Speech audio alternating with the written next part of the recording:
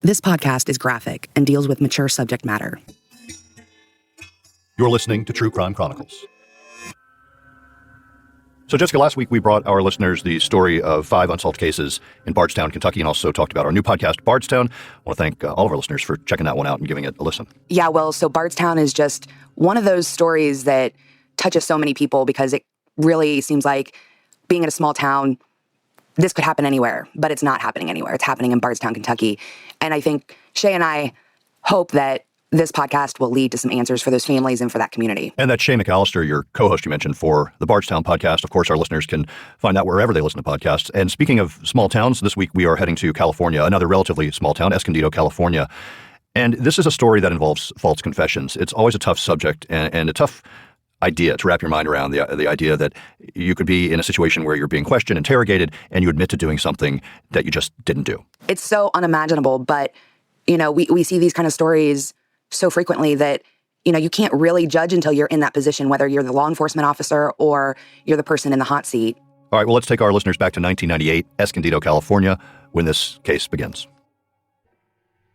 For 14 years, Michael Crowe lived with a horrible crime attached to his name. A crime that stunned Escondido, California. A brutal, unthinkable murder that he and 2 friends confessed to as teenagers. But time and truth would set Michael and his friends free. Escondido, California sits just northeast of San Diego. Compared to the hustle and bustle of San Diego, it's a relatively quiet area. When you think of high crime areas, Escondido does not come to mind. Back in 1998, 12-year-old Stephanie Crowe lived in a home with her parents, her brother Michael, and her younger sister Shannon. Stephanie was a 7th grader at Hidden Valley Middle School in Escondido. She was outgoing and involved in the community, recently honored for being an outstanding junior volunteer at the Escondido Library. Stephanie was the model 12-year-old. She was a good student. She was friendly. She was well-liked. Steve Price is a weekend anchor and reporter at KFMB-TV in San Diego. Back in 1998, he was a general assignment reporter. On the morning of January 21st, reports started coming in that a young girl had been murdered inside her home. It was Stephanie Crowe.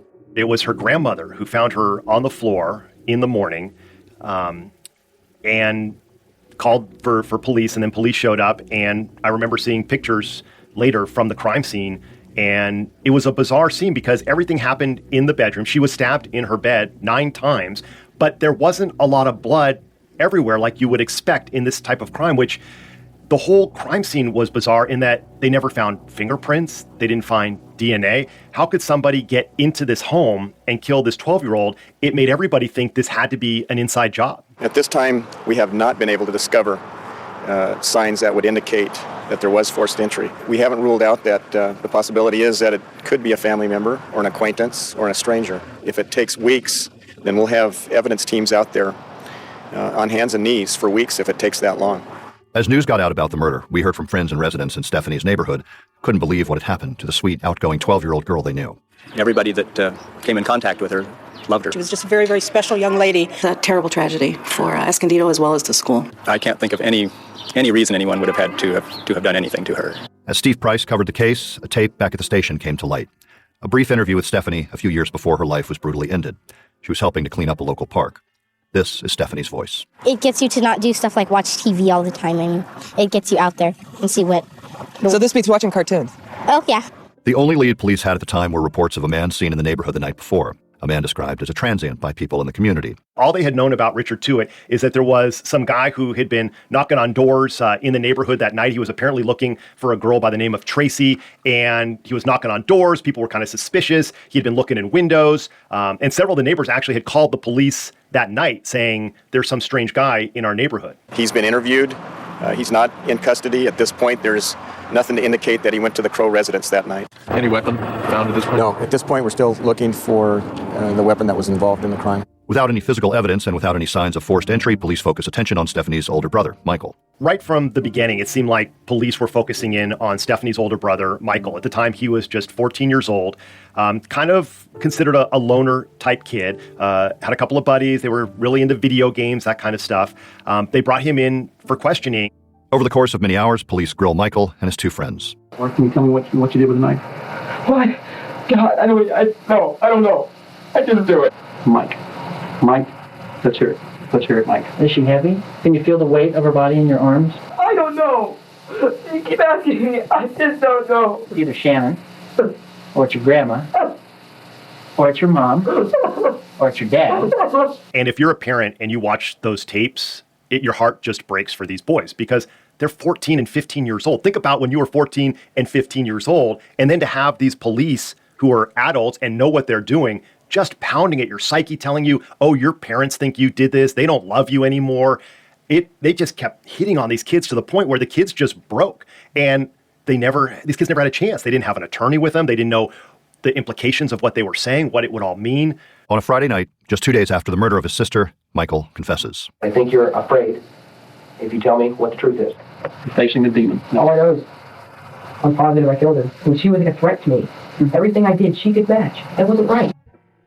They had him on tape, and the parts they showed us, he seemed to be confessing to the crime, but we would later come to learn about what went into that interrogation. And as a parent myself, hearing what happened to him is alarming and would be to any parent. I mean, for one, his parents didn't even know that he was being interrogated by the police. They had no idea.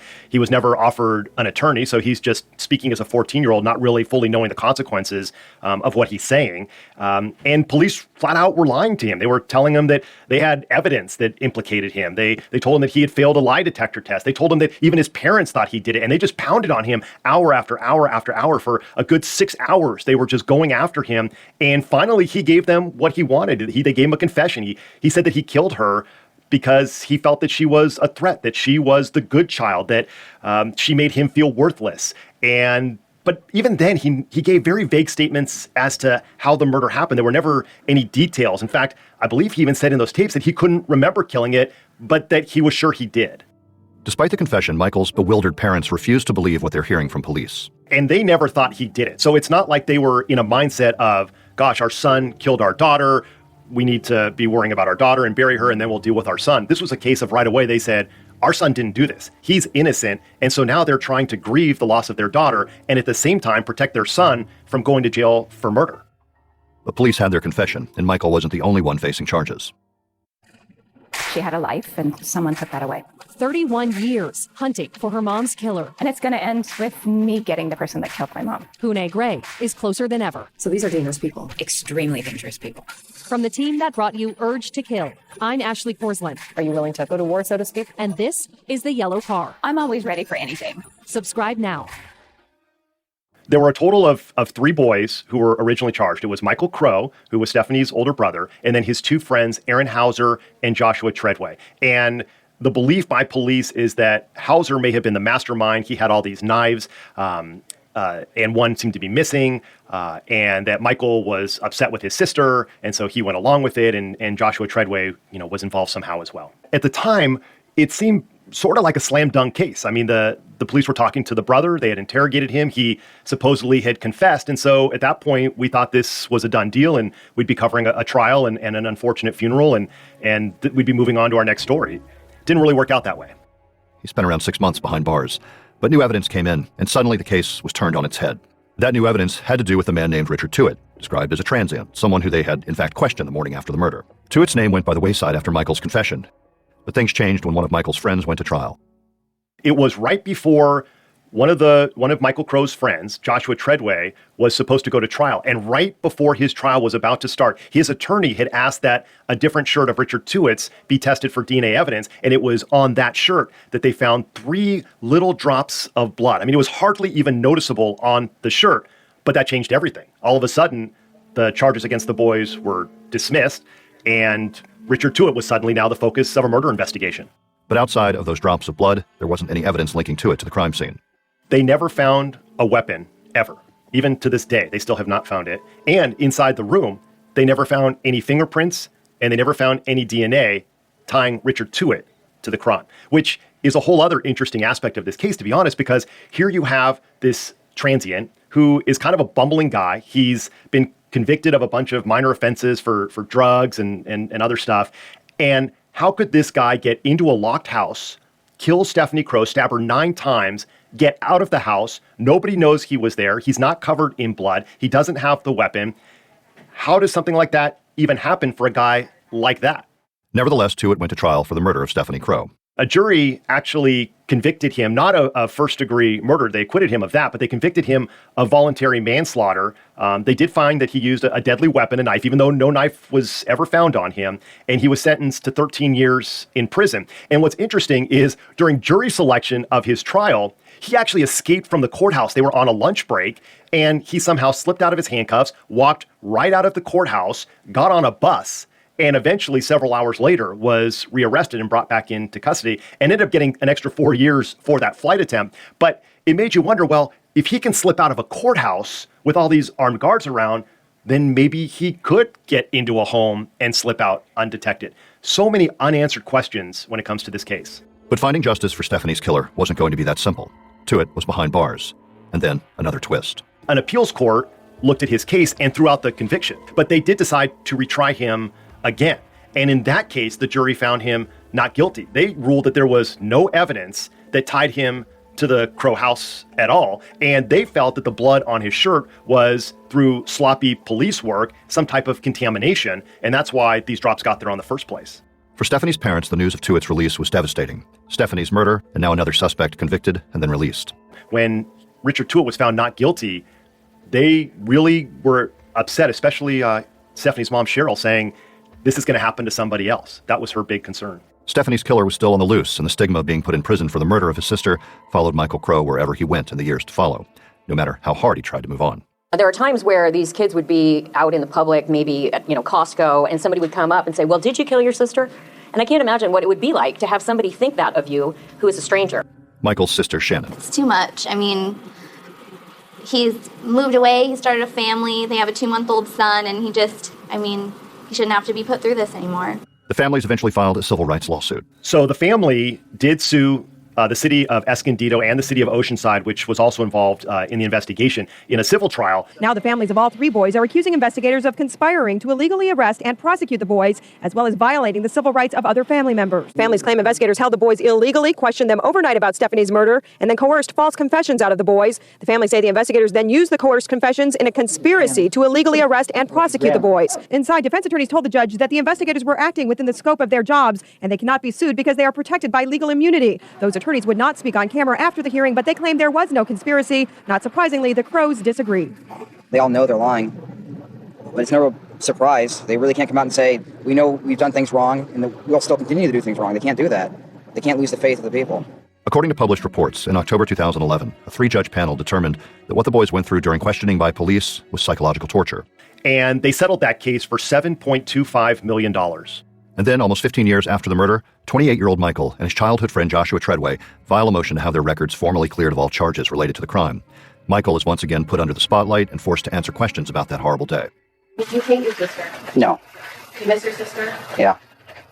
Would you ever put your family through what they've been through as a result of the loss of your sister? No. Would you ever done anything to hurt her? No. Did you ever plan anything with Josh or Aaron to hurt her? No.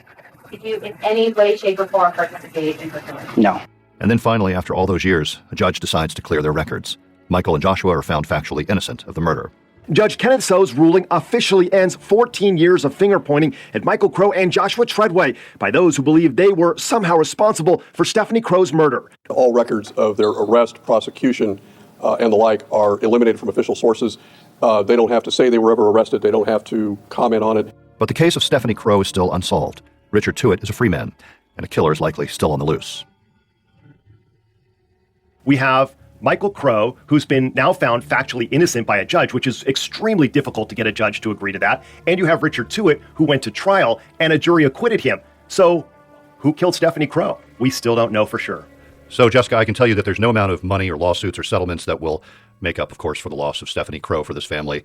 And they had to go through this experience of their son being arrested for the crime of killing his sister, of the alleged killing of his sister, and then eventually acquitted. I can't even imagine what that would be like for the family, this double tragedy within their family and their children. And I can't imagine that any amount of money would make up for that. And then the other part of this is, of course, the confession and the audio of that interrogation. And it's really a haunting piece of audio to hear the young boy, Michael Crowe, the teenager, going through that process and then confessing to a crime that he has now been cleared of all charges. And then imagine yourself as a teenager sitting there trying to grieve, and you end up confessing. to something that you didn't do. And of course, we will have more cases here on True Crime Chronicles of false confessions or coerced confessions, how they play out and the impact they have on the people who are involved in those confessions and their families. We will be back next week with another story and another case. True Crime Chronicles is a Vault Studios production. You can tell your friends to listen, subscribe, rate, and review our show on Apple Podcasts, Spotify, Google Podcasts, Stitcher, and all major listening apps. You can find Vault Studios on Twitter, Instagram, and check out our Facebook group, Gone Cold, where we discuss this and other cases.